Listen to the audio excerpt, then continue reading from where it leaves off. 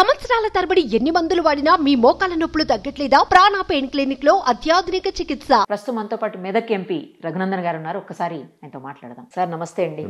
కవిత గారి బెయిల్ కావాలని చెప్పేసి మీరంటే వాట్ ఐ మీన్ బీజేపీ వాళ్ళే చేయించారు. అంతకుముందు బీజేపీ వాళ్ళే అరెస్ట్ చేయించారు, ఇప్పుడు బీజేపీ వాళ్ళే బెయిల్ వచ్చేలా చేశారు.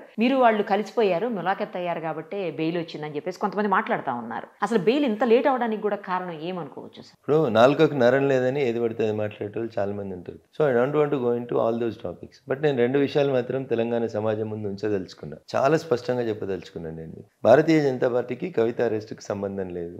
ఒక ఏజెన్సీ, ఒక ఇన్వెస్టిగేటింగ్ ఏజెన్సీ కవిత గారిని అరెస్ట్ చేసింది. అదే ఇన్వెస్టిగేటింగ్ ఏజెన్సీ మనీష్ సిసోడియా గారిని అరెస్ట్ చేసింది. అదే ఇన్వెస్టిగేటింగ్ ఏజెన్సీ కేజ్రీవాల్ గారిని కూడా అరెస్ట్ చేసింది. ఇంకా చాలా మందిని అరెస్ట్ చేసింది. ఇంతకుముందు కదా ఆ ఇన్వెస్టిగేటింగ్ ఏజెన్సీ సోనియా గాంధీ గారికి నోటీసులు ఇచ్చింది, రాహుల్ గాంధీ గారికి నోటీసులు ఇచ్చింది.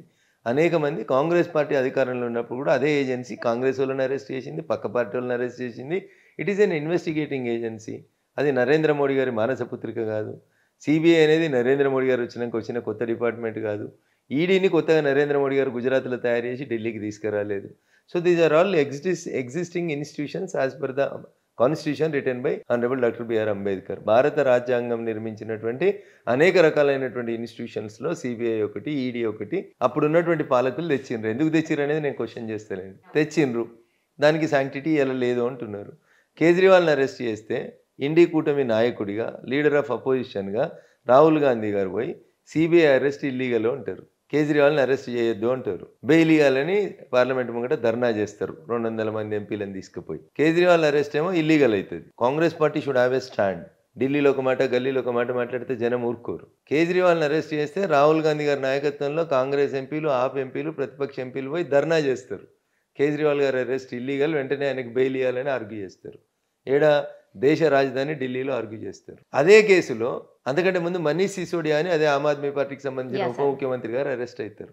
అప్పుడు ఇదే వాదన వినిపిస్తారు. ఆప్ ఆద్మీ అంటే ఇండీ కూటమిలో ఉన్న వాళ్ళు అరెస్ట్ అయితే ఒక న్యాయం, ఇండీ కూటమిలో ఎన్డీఏ కూటమిలో లేక బయట ఉన్న వాళ్ళు అరెస్ట్ అయితే ఇంకొక న్యాయాన్ని ఎట్లా జస్టిఫై చేస్తారు అనేది ఒకటి ఆలోచించాలి ప్రజలు. Kejriwal arrest illegal, Manish Sisodia arrest illegal, then how you will justify the arrest of కవిత?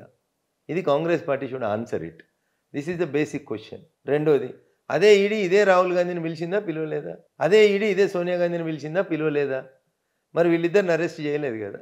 వీళ్ళని కూడా 4-5 సార్లు పిలిచి పొద్దుగాల నుంచి సాయంత్రం దాకా ఇంగ్లీష్ పేపర్లో అయితే Sonia was grilled by ED అని రాసిర్రు. మరి ఏడ గ్రిల్ చేసిందో? మేడం మంచిగానే ఉంది, రాహుల్ గాంధీ మంచిగానే ఉన్నాడు, గ్రిల్డ్ బై ద ఈడీ అన్నారు. మరి వాళ్ళని అరెస్ట్ చేయలే అనుకుందాం ఒక్క నిమిషానికి. అంటే సోనియా గాంధీని, రాహుల్ గాంధీని అరెస్ట్ చేయకూడదని బీజేపీ చెప్పి అరెస్ట్ చేయకుండా కాపాడిందా? First you admit it. మా అమ్మను ఈడీ ఆఫీస్కి పిలిస్తే నేను పోయి నరేంద్ర మోడీ గారిని బతిలాడుకున్నా అరెస్ట్ చేయకమని, నా మాట మీదకే నరేంద్ర మోడీ గారు ఈడీకి చెప్పారు, నా ముందే చెప్పిండని చెప్పమన్నారు రాహుల్ గాంధీ గారిని. సి యూ డోంట్ ప్లే నోట్లో నాలుగుందని ఎటుపడితే మాట్లాడవద్దు. So Kejriwal arrest illegal, Manish Sisodia arrest is illegal, Delhi liquor case is illegal, then how you will justify the arrest of Kavitha? I'm not taking the వకాలత్ on behalf of Kavitha, but I'm asking the Congress party. ఇది ఢిల్లీ కాంగ్రెస్ పంచాయతీ. ఇక గల్లీ కాంగ్రెస్లో ఏం జరుగుతుందో చూడు.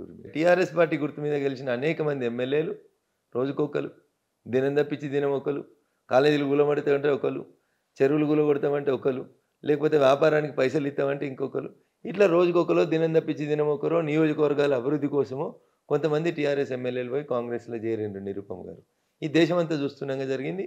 మా మీడియా మిత్రులు కూడా దానికి సజీవ సాక్ష్యాలు.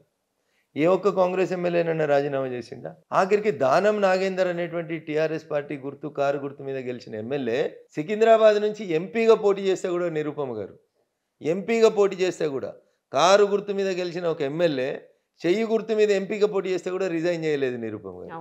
చేసిర్రా? దాదాపు 12, 13, 14 మంది ఎమ్మెల్యేలు కారు గుర్తు మీద గెలిచిపోయి ఇలా ఏడగుస్తున్నారు, చెయ్యి గుర్తు సంకన చేరిండ్రు. ఏ ఒక్కడు రిజైన్ చేయలేదు తల్లి నిరుపమ్ గారు. Note this point. కానీ జనంతో సంబంధం లేకుండా కారు గుర్తు మీద గెలవలేదు. కారు గుర్తు చెప్తే రాజ్యసభ సభ్యుడైండు కేశవరావు అన్నట్టు. ఆయనకు జనం ఓటేయలే, ఆయన కారు గుర్తు బీఫామ్ మీద పోటీ చేయలే. బీఆర్ఎస్ చెప్పింది ఇక వీళ్ళు మా రాజ్యసభ సభ్యులు అంటే అందరు గెలిచిరు యునానిమస్గా. అట్లా గెలిచినోడు ఒకడు కేశవరావు. ఏడున్నాడు మేడం ఇలా కేశవరావు? ఎందుకు రిజైన్ చేసిండు కేశవరావు? రాజ్యసభ సభ్యుడైనటువంటి కేశవరావు గారు 1.5 ఏడాదిన్నర టెన్యూర్ ఉండంగా ఇండ్లకేళ్ళు అందులోకి ఆయన రిజైన్ చేసిండు. ఆ కండువా కప్పినప్పుడు పక్కన నిలిచినది గౌరవనీయ ముఖ్యమంత్రి రేవంత్ రెడ్డి గారు. కేశవరావు గారు రిజైన్ చేసినప్పుడు 1.5 ఏడాదిన్నర రాజ్యసభ సభ్యత్వం ఉండి ప్రజల చేత ఓటేయించుకోకుండా కారు గుర్తు మీద గెలవనటువంటి కేశవరావు గారు ప్రత్యక్ష ఎన్నికల్లో గెలవని కేశవరావు గారు అర్జెంటుగా రిజైన్ చేసిండు. ఏమన్నాడు? నేను నీతికి నిజాయితీకి విలువల కట్టుబడి ఉన్న పార్టీలకు పోతున్న కాంగ్రెస్లకి, కాబట్టి నేను రిజైన్ చేస్తున్నా అన్నాడు. సంతోషం. మరి అదే రోజు ఈ పక్కనున్న రేవంత్ రెడ్డి గారు, ఆ పక్కనున్న మల్లికార్జున ఖర్గే గారు, మిగతా ఈ కాంగ్రెస్లో చేరినటువంటి ఎమ్మెల్యేలు అందరితో కూడా రిజైన్ చేయించేసి రాహుల్ గాంధీ అని ఎథిక్స్కి విలువలకు కట్టుబడి ఉంటే బాగుంటుండే కదా. చేయించలేదు. కేశవరావు ఎపిసోడ్ని గమనించాలి. తెలంగాణ సమాజానికి నా సవినయమైనటువంటి విజ్ఞప్తి. వీళ్ళకేమో ఇంకా 4.5 ఏళ్ళు ఉన్న ఎమ్మెల్యేలేమో రిజైన్ చేయరు. ఈడ నీతి నిజాయితీ విలువలు అనేటివి ఉండవు. ఏడాదిన్నర పరోక్ష ఎన్నికల్లో గెలిచినటువంటి ఒక రాజ్యసభ సభ్యుడు ఆగమేఘాల మీద రిజైన్ చేసేస్తాడు ఢిల్లీకి పోయి కండువా కప్పుకొని. ఈ ఎమ్మెల్యేలలో కూడా కొంతమంది ఎమ్మెల్యేలకు అదే రేవంత్ రెడ్డి ఇటుపక్క ఉండి, ఇదే మల్లికార్జున ఖర్గే గారు అటుపక్క నుండి కండువా కప్పారు. వాళ్ళు మాత్రం రిజైన్ చేయరు. తెలంగాణ సమాజం ఆలోచించు. రిజైన్ చేసినటువంటి కేశవరావు గారి స్థానంలో వచ్చింది ఎవరు? The great Vakeel of supreme court Abhishek Singh Manvi వచ్చినాడు. ఏ పార్టీ అయిన అభిషేక్ సింగ్ మన్వి? కాంగ్రెస్ పార్టీ అయినా. ఢిల్లీలో సుప్రీంకోర్టులో కవిత బెయిల్ పిటిషన్ ఆర్గ్యూ చేసిన దాంట్లో అభిషేక్ సింగ్ మన్వి ఉన్నారా లేరా? ఉన్నారు. ఇలా రఘునందన్ రావు వాదిస్తే బీజేపీ పోయి ఇంకోనికి వాదించిండు వేరే పార్టీ అని అంటారా అన్నారా? మరి అభిషేక్ సింగ్ మన్వి అనేటువంటి కాంగ్రెస్ పార్టీ నాయకుడు, కాంగ్రెస్ పార్టీలో గతంలో ఎంపీగా చేసినోడు, ప్రస్తుతం ఈ రాష్ట్రంకి వెళ్ళి అర్జెంటుగా కేశవరావు రిజైన్ చేస్తే వచ్చిన ఎంపీ అభిషేక్ సింగ్ మన్వి. దయించి ప్రజలను ఆలోచించమని అప్పీల్ చేస్తున్నాను నేను. నిరుపమ గారు, టీఆర్ఎస్ ఎందుకు పోటీ పెట్టలేదు తల్లి? యూ హ్యావ్ 38 ఎమ్మెల్యేస్ కదా, మీరు క్యాండిడేట్ ఎందుకు పెట్టలేదు? ఏదో అడుగుతాడు అంటాడు కదా, కేటీఆర్ బాగా ఒలి పెడుతుంటారు కదా, హైకోర్టులో వేసినాం, సుప్రీంకోర్టులో వేసినాం, త్వరలోనే ఎన్నికలు ఉప ఎన్నికలు వస్తున్నాయి అంటున్నావు కదా. కామన్ సెన్స్ తోటి ఒక ప్రశ్న అడుగుతున్నాను నేను. అయ్యా కేసీఆర్ బాగా మాట్లాడతాడు, ఒక ఆయన కాడి 6 అడుగులు అడిగినా అని చెప్పి అడ్డగోలుగా మాట్లాడుతుంటాడు. ఆయనను కూడా అడుగుతున్నా. రాజ్యసభకి నోటిఫికేషన్ వచ్చింది కేశవరావు రాజీనామా చేసినాక. టీఆర్ఎస్ పార్టీకి అధికారికంగా 38 మంది ఎమ్మెల్యేలు ఉన్నారు. ఒకరితో ఎందుకు నామినేషన్ వేయించలేదు? 10 మంది ఎమ్మెల్యేలు సంతకం పెడితే చాలు కదా. ఏపిస్తే ఓటింగ్ జరుగుతుండే. ఓటింగ్ జరిగితే పార్టీ మారినటువంటి బీఆర్ఎస్ ఎమ్మెల్యేలు ఎవరు ఓటేసిరు అనేది తెలుస్తుండే. మీరు విప్ ఇద్దురు, మీ విప్పును ధిక్కరించి వాళ్ళు ఓటేస్తే it విడ్ be an added evidence. అసెంబ్లీలో జరిగినటువంటి ఒక ఎన్నికల ప్రక్రియలో కారు గుర్తు మీద గెలిచినటువంటి ఎమ్మెల్యేలు పోయి చెయ్యి గుర్తునికి ఓటేసిరు రాజ్యసభకి అని చెప్పి మా విప్పును ధిక్కరించిండ్రు అంటే స్పీకర్ నిర్ణయం తీసుకుంటున్నావు, తీసుకోకపోతున్నావు. మీరేమంటారు? మా ఎమ్మెల్యేలను చేర్చుకుంటారు, దొంగతనంగా రిజైన్ చేయించుర్రు అంటున్నావు. ఇంతకంటే మంచి ఆధారం ఏం దొరుకుతుండే కేసీఆర్ నీకు? ఎందుకు క్యాండిడేట్ను పెట్టలే రాజ్యసభలో? అభిషేక్ సింగ్ మన్వి పోటీ చేసిన రోజు బీఆర్ఎస్ పార్టీ రాజ్యసభ సభ్యునిగా 38 మంది ఎమ్మెల్యేలు ఉన్నారు. గెలుస్తాం ఓడతాం తర్వాత పెట్టి నీ మందల గెలిచి పక్క మందల పోయి దొంగతనం చేసినటువంటి టీఆర్ఎస్ ఎమ్మెల్యేలని డిస్క్వాలిఫై చేయించేందుకు ఎందుకు ప్రయత్నం చేయలే? అందుకని నేను తెలంగాణ ప్రజల్ని మేధావులను ఆలోచించమంటున్నా. అంటే దీని వెనకాల కాంగ్రెస్ టీఆర్ఎస్ అంతర్గతంగా మ్యాచ్ ఫిక్సింగ్ కనబడతలేదా నిరుపమ గారు? 4.5 ఏళ్ళు ఉన్న ఎమ్మెల్యేలు ఒక్కడు రిజైన్ చేయడు. ఏడాదిన్నర ఉన్న కేశవరావు గారు మాత్రం అర్జెంటుగా రిజైన్ చేస్తాడు. నీతి నిజాయితీ విలువలు ఎథిక్స్గా గుర్తొచ్చినాయి. ఐ అప్రిషియేట్ కేశవరావు గారు. కానీ ఆడ కండువా కప్పిన రోజున్న రేవంత్ రెడ్డి మల్లికార్జున ఖర్గే గారు ఈ 4.5 ఏళ్ళు ఉన్న 12, 14, 15 ఎంతమందిని చేర్చుకోరు? అంతమందిని ఎందుకు డిస్క్వాలిఫై రిజైన్ చేయలేదు? వాళ్ళు చేయలేదు. వాళ్ళకి సరే వాళ్ళ అవసరం వాళ్ళు చేయలే. వీళ్ళు ఏం చేసిర్రు అంటున్న బీఆర్ఎస్ వాళ్ళు 80,000 పుస్తకాలు చదివిన గౌరవనీయులు మాజీ ముఖ్యమంత్రి చంద్రశేఖరరావు గారికి రాజ్యసభ ఎన్నికలలో కేశవరావు గారు రిజైన్ చేసిన మీ స్థానం అది. కేశవరావు గారు రిజైన్ చేసిన స్థానంలో అభిషేక్ సింగ్ మన్వి అనే ఒక కాంగ్రెస్ లీడర్ పోటీ చేస్తున్నప్పుడు నీ పార్టీ గుర్తు మీద గెలిచి పార్టీ మారిన ఎమ్మెల్యేని దొంగలుగా సమాజం ముందు నిలబెట్టడానికి, ఇక వీళ్ళంతా మాకు వ్యతిరేకంగా ఓటేసారు కాబట్టి వీళ్ళని డిస్క్వాలిఫై చేయమని అడగడానికి ఇంతకంటే మంచి అవకాశం ఏముంటుంది కేసీఆర్ గారు? దీని వెనకాల మ్యాచ్ ఫిక్సింగ్ లేదా? కేశవరావు రిజైన్ చేస్తాడు, అభిషేక్ సింగ్ మన్వి వస్తాడు.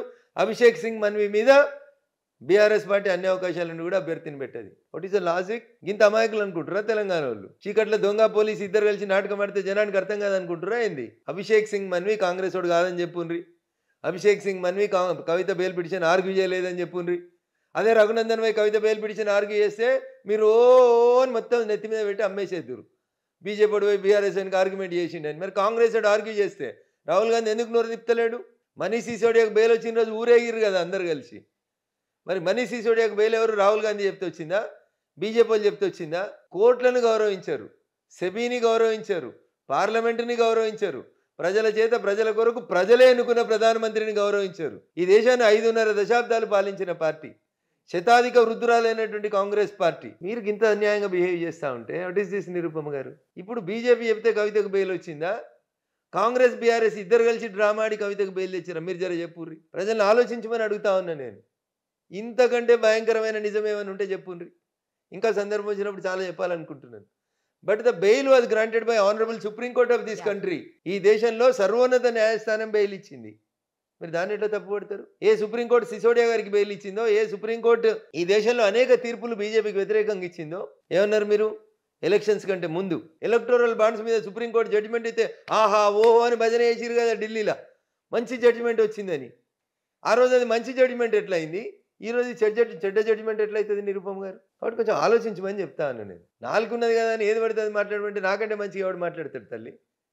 ఇస్త్రీ ఉతికి సాకలో బండకు కొడతారు కదా బట్టలు, అట్లా కొట్టి ఇస్త్రీ చేయగలుగుతాను నేను. బట్ ప్రజలు నాకు ఓటేసి గెలిపించి ఒక గౌరవనీయ స్థానంలో ఉంచారు కాబట్టి గౌరవంగానే అడుగుతున్నా. If there is no understanding, if there is no match fixing between Congress and TRS, Keshava Rao గారు ఎందుకు రిజైన్ చేసిరు? ఏడాదిన్నర కోసం అభిషేక్ సింగ్ మన్వి ఎందుకు వచ్చిండు? ఆయన పోటీ చేసిన రోజు టీఆర్ఎస్ క్యాండిడేట్ని ఎందుకు పెట్టలేదు? నీ ఎమ్మెల్యేలు నీకు వ్యతిరేకంగా ఓటేస్తే డిస్క్వాలిఫై చేసే ఒక అవకాశాన్ని నువ్వు ఎందుకు మిస్ అయినావు? ఈ అనుమానాలకి తావు ఇచ్చింది ఎవరు? కాంగ్రెస్, టీఆర్ఎస్.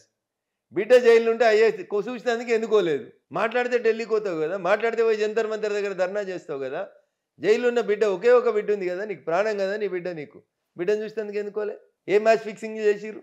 ఏం తెరనకాల రాజకీయం చేసిరు? కేటీఆర్, హరీష్ రావు ఇద్దరు ఢిల్లీకి పోగానే బీజేపీ వాళ్ళతో పోతున్నారు ఢిల్లీకి అని చెప్తారు. రఘునందన్ బ్లిడ్జ్ పత్రికను తీసుకొని వాళ్ళ ఇంటికి పోతున్నా అని చెప్తే నా టికెట్ పెట్టి కాంగ్రెస్ సోషల్ మీడియాలో రాస్తారు. రఘునందన్ వెనకాలనే హరీష్ను కేటీఆర్ పోయినరు. బీజేపీలో బీఆర్ఎస్ విలీనంకి రఘునందన్ టర్మ్స్ అండ్ కండిషన్స్ మాట్లాడుతుండే వకీల్ సాబ్ అని రాస్తారు. సో ఐ వెల్కమ్, నాకు అంత గొప్ప స్థానాన్ని ఇచ్చినందుకు I welcome Congress social media. I have no grievance against Congress social media. నేను ఇట్లే మీడియాతో మాట్లాడుతూ పార్టీ ఆఫీసులో నువ్వు నిజంగా పోతావా ఒత్తుతావా జోక్ చేస్తున్నావు అని ఒక విలేకరు అడిగితే నేను నా పిఏకి చెప్పి టికెట్ బుక్ చేసి మా మీడియా మిత్రులందరికీ టికెట్ ఇవ్వమని బీజేపీ ఆఫీసులో కూర్చొని అప్పటికప్పుడు టికెట్ బుక్ చేయించుకొని తెల్లారి 11 గంటలకు నేను ఢిల్లీ పోయినా. సోషల్ మీడియాలో నేను టికెట్ పెట్టినా. ఆ టికెట్ను తీసుకొని వచ్చి కవితతోటి ములాఖత్కి కేటీఆర్ గారు, హరీష్ గారు పొద్దున ఎయిర్ ఇండియాలో 7 గంటలకు పోతే నేను 7:05కి విస్తారాలో పోయినా. ఆ ఎయిర్ ఇండియాలో కేటీఆర్, హరీష్ రావు గారితో పాటు ఆర్థిక మంత్రి బట్టి విక్రమార్కకు పోయినరు. రఘునందన్ రావు పోలేదు, వారు వేరే పని మీద పోయింటారు, కానీ సేమ్ ఫ్లైట్లో పోయినారు. నేను పోయిన ఫ్లైట్లో గౌరవనీయులు వర్ధన్నపేట ఎమ్మెల్యే నాగరాజు గారు ఉన్నారు, గౌరవనీయులు చెన్నూరు ఎమ్మెల్యే వివేక్ వెంకటస్వామి గారు ఉన్నారు, మాజీ ఆలంపూర్ శాసనసభ్యులు గౌరవనీయులు సంపత్ కుమార్ గారు ఉన్నారు. ఒక ఫ్లైట్ ఢిల్లీకి పోతున్నప్పుడు చాలామంది పోయినాం ఆ ఫ్లైట్లో. అయితే మాకు ఏమైనా సంబంధ బాంధవ్యాలు ఉంటాయా? వారు ఒక గౌరవ శాసనసభ్యుని ఎదురైనప్పుడు నేను నమస్కారం పెట్టి పలకరిస్తా. నాకు ఆ సంస్కారం ఉంది, మీకు లేకపోవచ్చు, దానికి నేనేం చేయలేను కూడా. కాబట్టి దయించి తెలంగాణ ప్రజల్ని, మీడియా మిత్రుల్ని కూడా నేను చేసేటువంటి అప్పీల్, నేను అడిగిన ఈ ప్రశ్నలకి రాహుల్ గాంధీ గారు సమాధానం చెప్తారా, రేవంత్ రెడ్డి గారు చెప్తారా, మల్లికార్జున ఖర్గే గారు చెప్తారా, లేదా కేశవరావు గారు చెప్తారా? చెప్పమనుండ్రి. బీఆర్ఎస్లోంచి కాంగ్రెస్లోకి పోయిన ఒక్క కేశవరావు గారికే విలువలు ఉన్నాయి, మిగతా ఎమ్మెల్యేలకి లేవు అని చెప్పుండ్రి. లేదు, వాళ్ళకి జాతనైతే లేదు.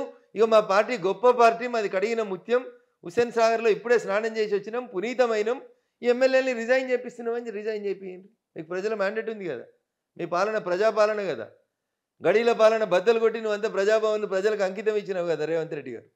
రామారు ఎలక్షన్లకి ఇట్లా మాట్లాడితే రఘునందన్ బీఆర్ఎస్ తరఫున వకాలతో పుచ్చుకున్నాడు అంటారు. హైడ్రాకి సపోర్ట్ చేసి మాట్లాడితే రఘునందన్ కాంగ్రెస్కి సపోర్ట్ చేస్తున్నాడు అంటాడు. అంటే ఉన్నది ఉన్నట్టు మాట్లాడే హక్కు నాకు లేదు. ఆర్టికల్ 19 ఇచ్చిన ఫ్రీడమ్ ఆఫ్ స్పీచ్ నాకు లేదు. జనానికి కొన్ని విషయాల పట్ల అవగాహన, నాకు తెలిసిన 2 ముక్కలు జనంతో పంచుకునే స్వేచ్ఛ నాకు లేదు. అంతేనా?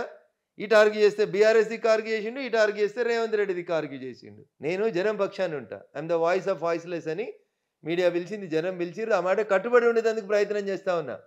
గౌరవనీయులు అందశ్రీ చెప్పిండ్రు ఒక టీవీ ఛానల్ ఇంటర్వ్యూలో, సారు సంకనాగిన కొడుకుల్లారా, రఘునందన్ అనేటువంటి ఎమ్మెల్యే దుబ్బాకకెళ్ళి గెలిచి వచ్చి అసెంబ్లీలో జయ జయ హే తెలంగాణ జననీ జయకేతనం అనేటువంటి పాట, ఈ రాష్ట్ర గీతం ఎందుకు కాదని కేసీఆర్ను నిలబెట్టి అసెంబ్లీలో అడిగేదాకా ఒక్కడు అడగకపోతిరు కదరా మీదని అందశ్రీ చెప్పారు. అంటే ఆడు అందశ్రీ గారు నాకేమైనా బంధువా? జై తెలంగాణ అని గొంతు దించుకొని నడిచినటువంటి వ్యక్తిగా జయ జయ హే తెలంగాణ జననీ జయకేతనం అనే పాట ఈ రాష్ట్ర గీతం కావాలని అడిగిన నిరుపమ్ గారు. I swear on the God, నేను నమ్మిన దేవుని మీద ప్రమాణం చేసి చెప్తున్నా, ఈ రోజు దాకా నేను అందశ్రీ గారిని కలవలేదు, మాట్లాడలేదు. But I was influenced by that song. మేము తెలంగాణ ఉద్యమం చేసిన రోజు ఆ పాట మా కంట శోష, అది ఈ ప్రాంత ప్రజల గుండె చప్పుడని కొట్లాడినాం, అందుకని అడిగిన. అప్పుడు అందశ్రీ తరఫున వకాలతో వేసినట్టు అవుతుందా? ఉన్నది ఉన్నట్టు మాట్లాడితే, నిజాన్ని నిర్భయంగా చెప్తే మీకు ఇష్టం లేకపోతే నేనేం చేయలేను. I have been like this. 50 ఏళ్ళు దాటిన నిరుపమ్ గారు. ఇప్పుడు కొత్తగా రఘునందన్ మారేది ఏముంటుంది? రఘునందన్ మారేది ఏముంటుంది అంటున్నారు. 2001లో జై తెలంగాణ అన్న రోజే ప్రభుత్వానికి వ్యతిరేకంగా గొంతెత్తి గలమెత్తి గరీబోని దిక్కున ఈ ప్రాంత ప్రజల ఆశగా శ్వాసగా ఎదగాలనుకుని వచ్చిన నేను రాజకీయాలకి. నేను దేనికి భయపడతాను నిరుపమ్ గారు? కేసీఆర్కే భయపడక కేసీఆర్ ఊర్లోకి పోయి, అదే సినిమాలో బాలకృష్ణ గారు చెప్పినట్టు, నీ ఊరికి వస్తాను, నీ ఇంటికి వస్తాను, తొడగొట్టి మరిపోయి కొట్టొచ్చిన నీ దుబాకల. ఇలా ఢిల్లీకి పోయి కూడా అదే చేసి వచ్చిన. నీ ఊరికి వస్తారా, నీ ఇంటికి వస్తారా, ఇక నీ చేసిన చరిత్ర చెప్తారా అని చెప్పి వచ్చిన. కొందరికి నచ్చవచ్చు, కొందరికి నచ్చచ్చు, కొందరు తప్పు అనొచ్చు, స్వపక్షమా విపక్షమా 100 మాటలు మాట్లాడవచ్చు నిరుపమ్ గారు. Raghunandan will be like this only. నిజాన్ని నిర్భయంగా చెప్పేందుకు నా తుది శ్వాస దాకా కొట్లాడతా. ఈ పోరాటంలో ఎవరు ఏమైనా, ఎక్కడికి ఎవరు నష్టం జరిగినా లాభం జరిగినా, శ్రీశ్రీ చెప్పిన 2 లైన్లు చెప్పి నేను మీ ఇంటర్వ్యూ ముగిస్తా. పోతే పోనీ సతుల్ సుతుల్, వస్తే రాని కష్టాలు నష్టాలు. నేను గిట్లే ఉంటా, ఈ జనం కోసమే బతుకుతా, ఈ జనం కోసమే కొట్లాడతా. I till my last breath. Raghunandan is for న్యాయం కోసమే కొట్లాడతాడు. గరీబుని గొంతుగా ఉంటాడు. ఎవరికి నచ్చుతుంది, ఎవరు చాలువా కప్తారు, ఎవరు బీఫామ్లు ఇస్తారు అనేది రఘునందన్కి అవసరం లేదు. రఘునందన్ జనం పక్షంగానే ఉంటాడు, జనం కోసమే కొట్లాడతాడు. ఒక రిపోర్టర్గా, ఒక టీచర్గా, ఒక వకీల్గా, ఒక రాజకీయ నాయకునిగా నాకున్నటువంటి కొద్దిపాటి విషయ పరిజ్ఞానాన్ని తెలంగాణ సమాజం ముందు, ఈ దేశం ముందు ఉంచి బరాబరి దేశం కోసం, ప్రజల కోసం కొట్లాడేటువంటి వ్యక్తిగా నిలబడాలనేది నా ఆకాంక్ష. చిరంజీవి గారు అదేదో సినిమాలో చెప్పినట్టు చరిత్రలో నాకు 4 పేజీలు ఉంటే చాలనుకున్నా. నేను ఏ టీవీ ఛానల్ సర్వే చేసినా, ఏ పేపర్ మిత్రుడు రాసినా 17 ఈట్లలో మెదక్ టీఆర్ఎస్ గెలుస్తుందని రాసిన ఆశల్ని, అంచనాలని, టీఆర్ఎస్ కళలని కళ్ళలు చేసినోనిగా చెప్తా ఉన్నా. నేను మా మెదక్ జిల్లా ప్రజల ఆశగా నిలబడతా అని చెప్తా ఉన్నా. నన్ను గెలిపించిన నా ప్రజలకి, అటు దుబ్బాక ఉప ఎన్నికలో, ఇటు మెదక్ పార్లమెంట్ ఎన్నికలలో నన్ను గెలిపించి చరిత్రలో నాకు 4 పేజీలు ఇచ్చినటువంటి మా మెదక్ జిల్లా ప్రజానీకానికి నా చివరి రక్తం బొట్టు దాకా పనిచేస్తాను. Thank you Nirupama. సుమన్ టీవీలో మీ పర్సనల్ అండ్ బిజినెస్ ప్రమోషన్స్ కోసం కింది నెంబర్కి కాంటాక్ట్ చేయండి.